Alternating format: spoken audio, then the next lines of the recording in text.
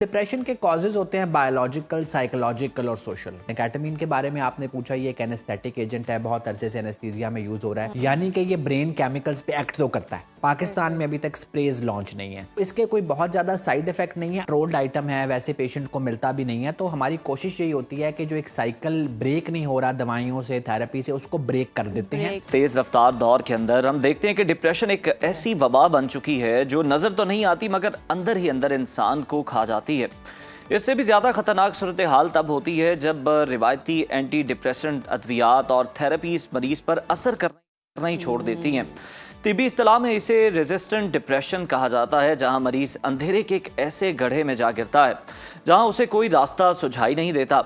मगर अब जदीद मेडिकल साइंस एक ब्रेक थ्रू के साथ सामने आई है जिसे केटामीन थेरेपी कहा जा रहा है। बिल्कुल ज़रा ऐसे ही। और केटामीन जिसे बरसों से हम देखते हैं एनेस्थीसिया के लिए इस्तेमाल किया जाता रहा है, अब नफ्सियात की दुनिया में एक इनकलाबी तब्दीली के तौर पर उभरी है। ये थेरेपी उन मरीज़ों के लिए मुआवजा भी हो सकती है और शायद शदीद डिप्रेशन के अमल से जो गुजर रहे हैं उनके लिए भी फ़ायदेमंद हो सकती है। ये मिनटों और घंटों में जी असर दिखाना शुरू करती है।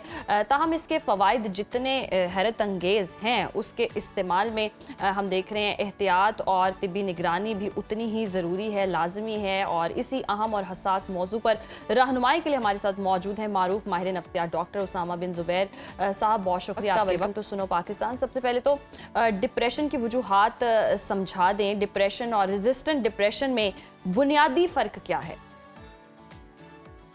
जी थैंक यू सो मच। हम अवेयरनेस पे बात करते हैं तो मेरी कोशिश होती है हमेशा ऐसी चीज़ों पे बात की जाए कि हम लोगों को बीमारी से बचा लें, क्योंकि जब बीमारी आती है तो उसके साथ कुछ ना कुछ डिसेबिलिटी आती है। लेकिन आज ही मैंने मौजू इसलिए चूज़ किया कि इतने बेशुमार लोग हैं जो उस डिप्रेशन के साथ फिर रहे हैं जो ठीक नहीं होता। हमने पिछली दफ़ा टीएमएस पे बात की थी, बहुत से लोग टीएमएस के लिए आते हैं, फिर टीएमएस के साथ साथ और भी मोडालिटीज़ थी। तो डिप्रेशन के कॉजेज़ होते हैं बायोलॉजिकल, साइकोलॉजिकल और सोशल। बायोलॉजिकल क्या है? ये जेनेटिक होता है, बहुत सारी मेडिकल की बीमारियों के साथ लिंक होता है। साइकोलॉजिकल क्या होता है? आपकी नेगेटिव सोच के नतीजे में, एक बहुत अच्छे लाइफस्टाइल ना होने के नतीजे में चीज़ें कंट्रीब्यूट करती हैं। सोशल क्या होता है कि आपके इर्द गिर्द का माहौल बहुत अच्छा नहीं है। तो ये तीनों चीज़ें कंट्रीब्यूट करके डिप्रेशन के साथ लिंक हो सकती हैं। अब डिप्रेशन और रेजिस्टेंट डिप्रेशन की डेफिनेशन बड़ी साइंटिफिक है, ये व्यूअर्स बड़े गौर से सुने।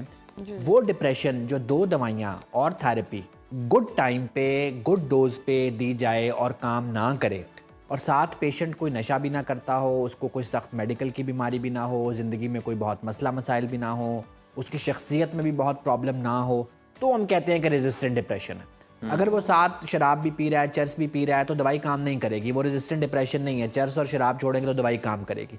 उसको थायराइड का मसला है, शुगर अनकंट्रोल्ड है, फिर भी हमारी दवाई काम नहीं करेगी। तो दवाइयाँ काम नहीं कर रही और साथ ये चार चीज़ें भी नहीं हैं, तो वो जेन्युइनली रेजिस्टेंट डिप्रेशन का केस होगा, जिसमें फिर हमें स्टेप अप ट्रीटमेंट करना पड़ेगा।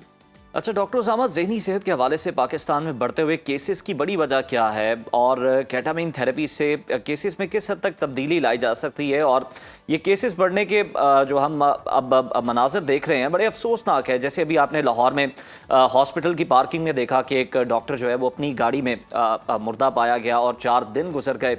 तो ये क्यों इतना बढ़ता चला जा रहा है?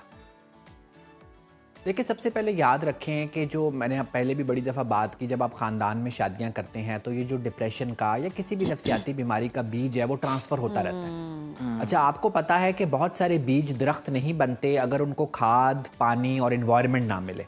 तो डिप्रेशन का बीज अंदर मौजूद होता है, वो दबा रहता है, वो दरख्त नहीं बनता। जब उसको इन्वायरमेंट मिलती है तो वो दरख्त बन जाता है। फिर जब वो दरख्त बनता है और अनअटेंडेड रहता है तो फिर वो रेजिस्टेंट डिप्रेशन भी बनता है और वो रिस्क जैसे कि सुसाइड भी लाता है। तो जो अभी जो हॉस्पिटल की पार्किंग में केस हुआ, डॉक्टर साहब भी थे, तो अब आप ये देखें कि इनके अंदर बीज मौजूद था, वो बीज दबा रहता, लेकिन पहले उसको एनवायरनमेंट मिली होगी, घर में मसले मसाइल होंगे, वर्क प्लेस पॉलिटिक्स होगी, वो जो करना चाहते होंगे वो अचीव नहीं कर पा रहे होंगे, तो डिप्रेशन आया होगा। फिर उस डिप्रेशन को किसी ने एड्रेस नहीं किया होगा। मेरे सबसे मुश्किल पेशेंट डॉक्टर्स होते हैं, वो समझते हैं कि उनको कोई बीमारी नहीं हो सकती, खास तौर पर नफ्सियाती बीमारी तो बिल्कुल नहीं हो सकती। तो वो बीमारी को और पकाते रहते हैं और लैंड करते हैं रेजिस्टेंट डिप्रेशन में, और फिर साथ रिस्क आता है, कॉम्प्लिकेशन आती हैं, जिस तरह के ये सुसाइड। सही। अच्छा डॉक्टर उसामा, केटामीन की बात करें तो आमतौर पर एनेस्थीसिया के लिए इस्तेमाल होती है। ये दिमागी सेहत के लिए कैसे मुफीद साबित होना शुरू हो गई? अच्छा देखिए, हम इस स्पेक्ट्रम को पहले समझ लेते हैं कि जो लोग 2 दवाइयों से या थेरेपी से बेहतर नहीं होते और साथ और चीज़ें भी नहीं होती, हम उनको रेजिस्टेंट डिप्रेशन लेबल करते हैं। ठीक है। तो फिर मैं अमूमन उनको 5 ऑप्शंस देता हूँ। एक ऑप्शन ये है कि हम RTMS करें। TMS पे हमने पिछली दफ़ा बात की थी, जो मैग्नेटिक स्टिमुलेशन जी है। जी। दूसरी ऑप्शन होती है कि हम कैटामीन करें, जिसके बारे में आज बात कर रहे हैं। तीसरी ऑप्शन होती है ECT, जो पुराना इलाज है, जो बेहोश करके करंट लगाते हैं, उस पर भी किसी दिन बात करेंगे। ठीक है। चौथी ऑप्शन होती है कि पेशेंट को दाखिल किया जाए, एवेल्युएट किया जाए कि जी क्यों ये उन 10 में से 6 लोगों में नहीं है जो दवाइयों से ठीक होते हैं। सही। तो फिर ये 4 ऑप्शंस दी जाती हैं। उसमें से पेशेंट अगर कैटामीन चूज करता है तो हम कैटामीन पे आते हैं। कैटामीन के बारे में आपने पूछा, ये एक एनेस्थेटिक एजेंट है, बहुत अरसे से एनेस्थीसिया में यूज हो रहा है, यानी कि ये ब्रेन केमिकल्स पे एक्ट तो करता है। ठीक है। तो ये दिमाग में NMDA रिसेप्टर्स हैं, उस पे काम करता है। अच्छा, वेस्ट में तो अब इसके स्प्रेज आते हैं, हफ्ते में 3 दिन कैटामीन क्लिनिक होता है जिसमें नेजल स्प्रे आता है, क्योंकि नाक से आपको पता है डायरेक्ट एब्जॉर्प्शन होके जाती है ब्रेन में।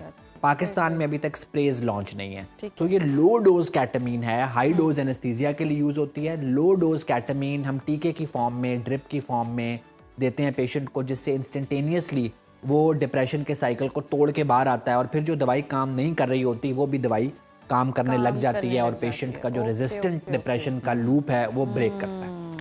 डॉक्टर उसामा, माहिरीन के मुताबिक केटामीन के साइड इफ़ेक्ट्स बहुत शदीद नौयत के हैं, तो फिर ये थेरेपी किन मरीज़ों के लिए तजवीज़ की जाती है और किन मरीज़ों को इससे परहेज़ ही करना चाहिए?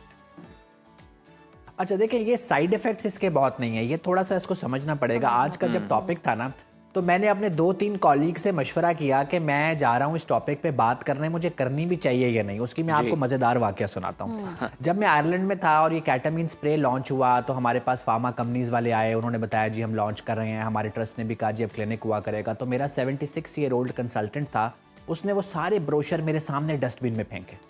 उसने कहा उसामा, ये ड्रग ऑफ अब्यूज़ है, ये इलाज के लिए कम इस्तेमाल होगी और ये स्ट्रीट्स पे ज़्यादा मिल रही होगी। अच्छा। क्योंकि वेस्ट में भी एडिक्शन का मामला बहुत है। Addiction का तो मामला इसके साइड इफेक्ट बिल्कुल नहीं है। हम एज यंग एज 16 to 18 में भी कर रहे होते हैं और एज ओल्ड एज हम 70-75 में भी कर रहे होते हैं, सेफ्टी प्रोफाइल देख के।